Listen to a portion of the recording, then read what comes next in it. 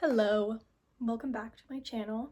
Today I'm giving you more book recommendations, this time based on your favorite 2025 fashion trend. I love clothes and fashion as well as books and reading. They're like two of my favorite things, so I wanted to mash them together into a video. I really have no credibility on fashion at all though. This is what I'm wearing right now. So don't take anything I say too personally, but I just love clothes and wearing cute outfits, so this is all just my personal opinion. I came up with the trends just through my general knowledge of what I've seen in mainstream fashion in the year 2025, what I've seen people wearing just in public and on social media. And in my opinion, I've seen these things really take off this year. And also just these things have been on my radar this year, which I will talk about, but I'm gonna be making a lot of assumptions about people, so just know this is all for fun. Fashion is subjective, reading is subjective, all art's subjective. I love you if you're watching this, regardless of what you wear or what you read, so let's get into it. Okay, starting off strong with polka dots. I have been loving polka dots this year. Polka dots are on shirts, skirts, tights, phone cases, literally everything. And if you're into the polka dot trend, I feel like you're probably really cool, probably really into fashion. I feel like I've only seen cool girls wearing polka dots. And you're probably just obsessed with them. I feel like I've seen people just with it on everything. And for you, I have the book Didion and Babbitts by Lily Anolik. Girl, I don't know how to say names, but this is a biography of sorts about both Joan Didion and Eve Babbitts, which if you don't already know who they are, I would also recommend you both of their books. I have two books by each of them actually. I have The Year of Magical Thinking and Play It As It Lays, which are both really good, highly recommend. And then I have Slow Days Fast Company, which is a really short one. This is really good, by Eve Babbitts. And then Sex and Rage, which I actually haven't read yet, but I'll let you know on that one. But both Joan Didion and Eve Babbitts just give such cool girl energy. I feel like this book really matches just the polka dot vibe, I guess, in my mind. I don't know. But anyways, as I was saying, this is a biography of Didion and Babbitts, who are both female authors who were kind of popular and up and coming in the 60s and 70s, and they both are from California, and a lot of their writing reflects that. I will say I think this book is a little bit more biased towards Eve Babbitts.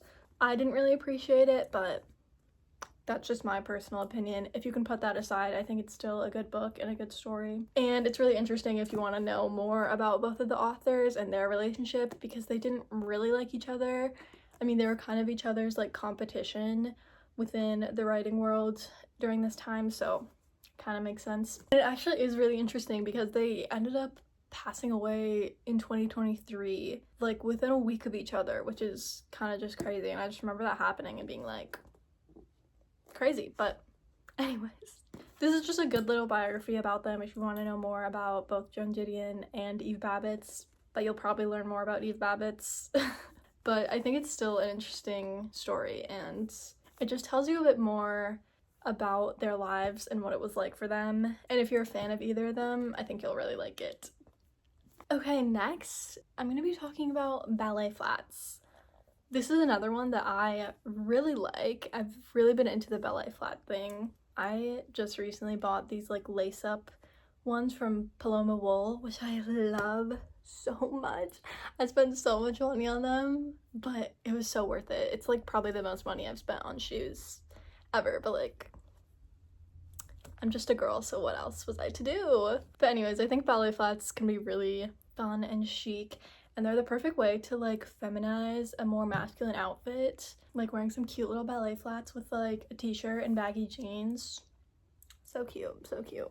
There's something that really elevate an outfit to me, and I really love them. And I feel like they're really big with, of course, the fashion girlies. And with that, I recommend you Happy Hour by Marlo Granados? Who fucking knows? I don't know. Anyways, this book is so chic and fun, just like Ballet Flats. It follows two best friends, Isa? I think it's Isa. It's ISI, so I'm just gonna say Isa. And Gala, I think? Or Gala? I don't know. I can read your character's name, but like, how am I supposed to know how to pronounce it? Like 1000%.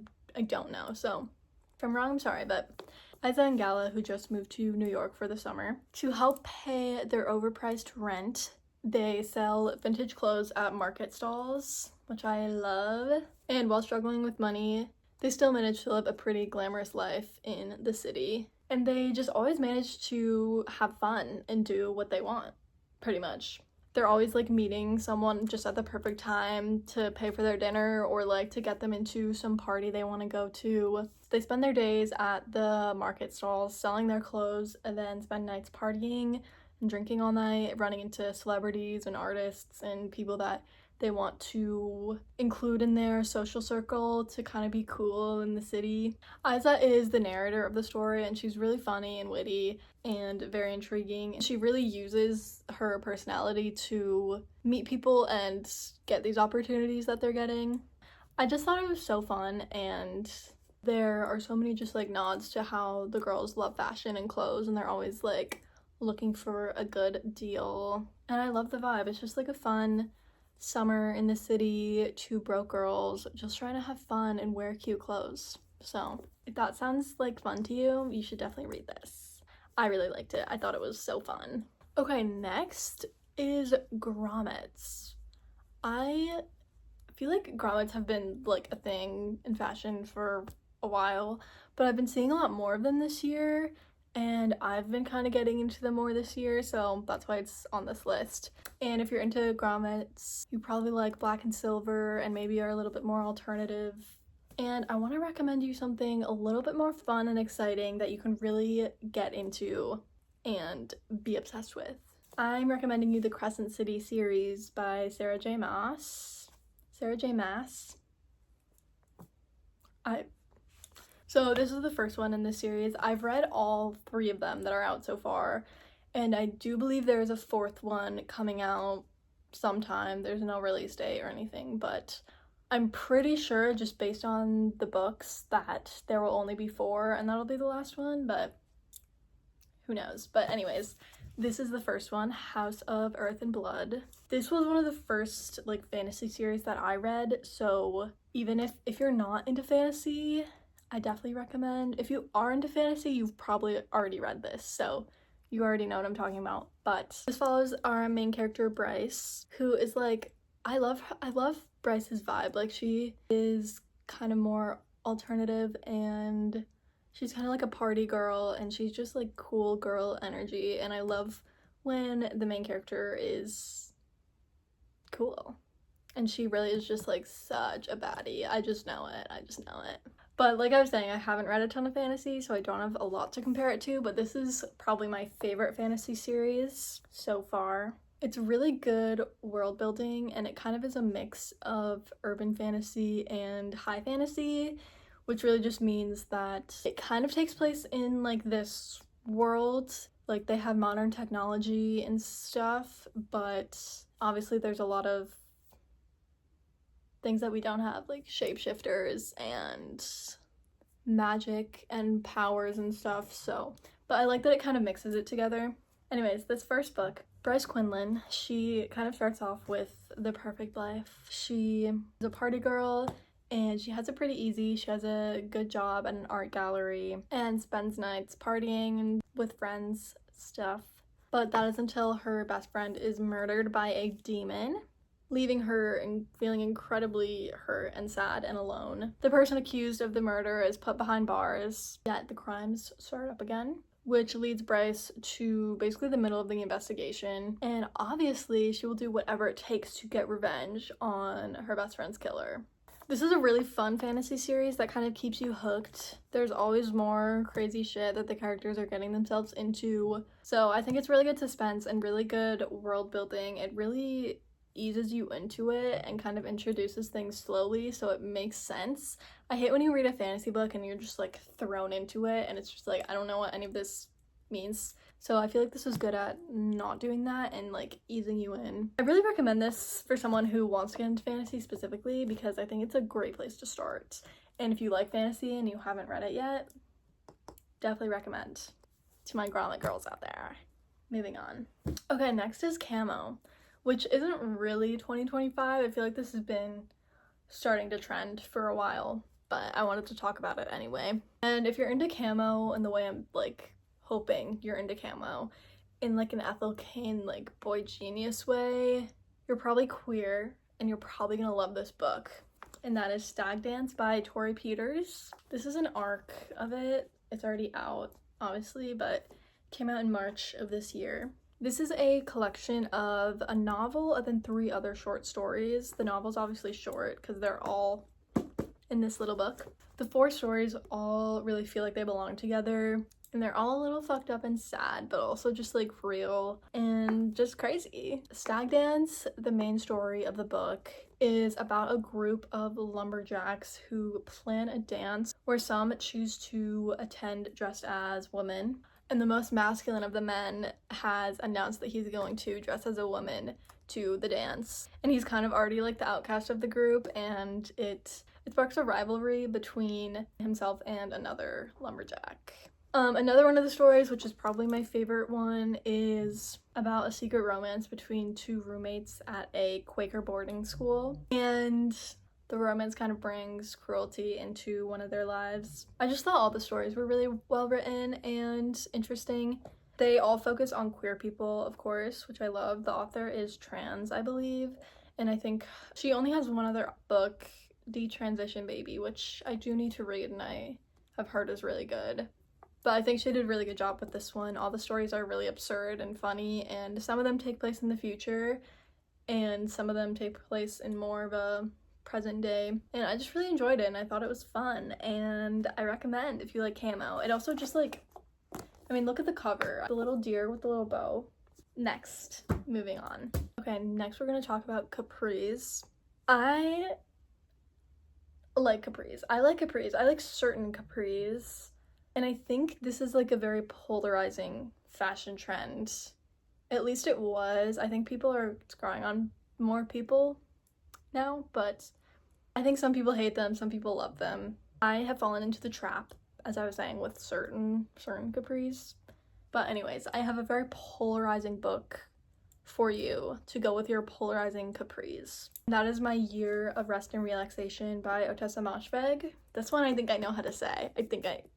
I think that one's right. This one's pretty popular, so if you don't already know, this is about a very privileged young woman who is a recent Columbia graduate. She works an easy job. She lives in an apartment in Manhattan that is paid for by her inheritance, which everything in her life is kind of paid for by this inheritance. But still, despite all this and all the good in her life, she still is very depressed. And she just can't seem to find meaning or joy in any of it in her life. The year is 2000, and she decides that she wants to take a year to sleep. Her year of rest and relaxation, of course. And honestly, just like the concept of this book is so relatable, at least to me. Like, I feel like a lot of people have probably just wanted to sleep for like an extended period of time.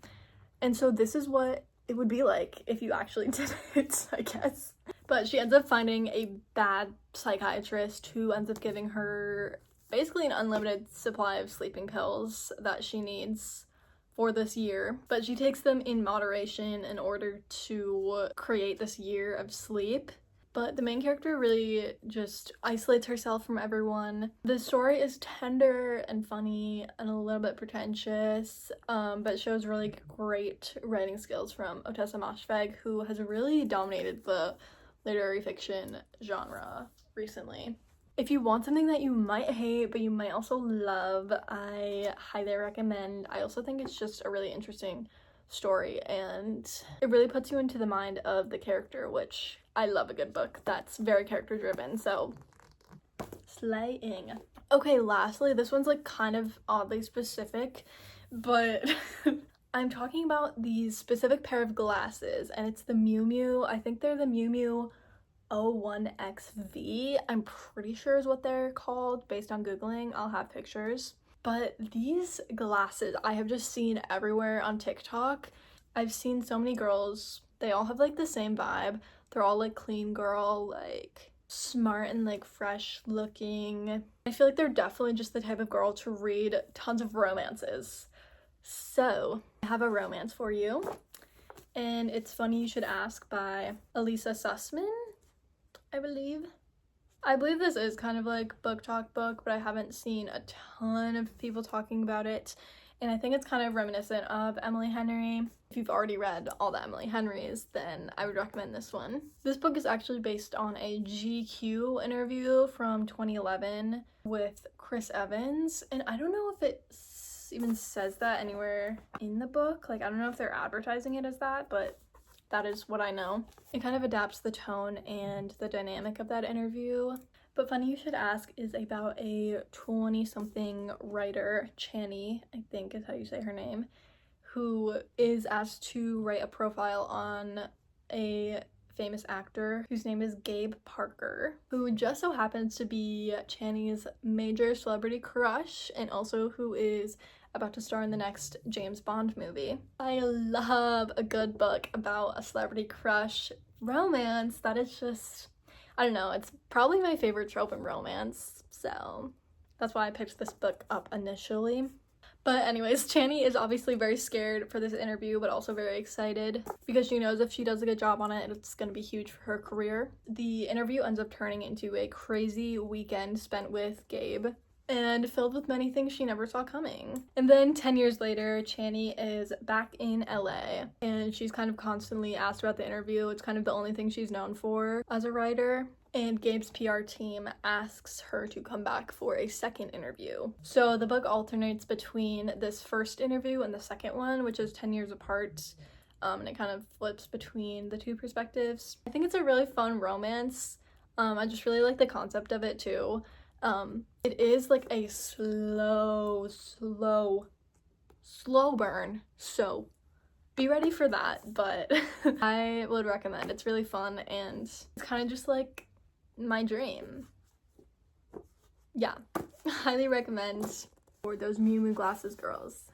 Okay, well that is my last book and fashion trend. I might do a part 2 of this because I feel like this was really fun. Let me know if you've read any of these books in the comments and what your thoughts are on them, or if you have any recommendations for me. Thank you so much for watching, and I will see you next time. Bye!